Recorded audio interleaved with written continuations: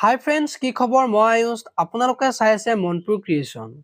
ৰং চেনেলত সম্প্ৰচাৰিত হৈ থকা পুত গধূলি নামৰ ধাৰাবাহিকখনৰ আজিৰ খণ্ডটো চাবলৈ বহুত বেছি ভাল লাগিব, কিয়নো যোৱাটো খণ্ডত প্ৰিয়াংশুই পলিক লগ কৰিবলৈ গৈছিল আৰু পলিয়ে তোমাৰ কি হৈছে যাৰ বাবে তুমি নিৰাশ হৈ পৰিছা বুলি প্ৰিয়াংশুক সুধিছিল।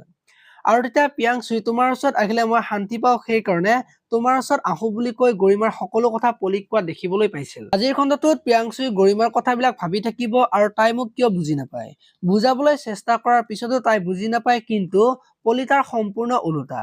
তাইৰ মনত বহুত দুখ দিছিলো, বহুত কষ্ট দিলো, কিন্তু তথাপিও তাই আজি মোক ছাপোৰ্ট কৰি আছে বুলি চিন্তা কৰি থাকিব। এতিয়া বাৰু প্ৰিয়াংশুই পলিৰ লগত আকৌ ভাল পোৱা হ'ব নেকি, দেখিবলৈ পাব আজিৰ খণ্ডটোত। ইফালে আকৌ সমীৰণে আকৌ পলিৰ বিয়াৰ কথা গম পাই পলিহঁতৰ ঘৰৰ বাহিৰত যাব আৰু পলিক গালি পাৰি থাকিব। এতিয়া বাৰু পলিয়ে সমীৰণে গালি পাৰি থকা কথাটো গম পাব নেকি, দেখিবলৈ পাব আজিৰ খণ্ডটোত। আপোনালোকে পুত গধূলি ধাৰাবাহিকখন চাই কেনেকুৱা পায় কমেন্ট কৰি জনাব।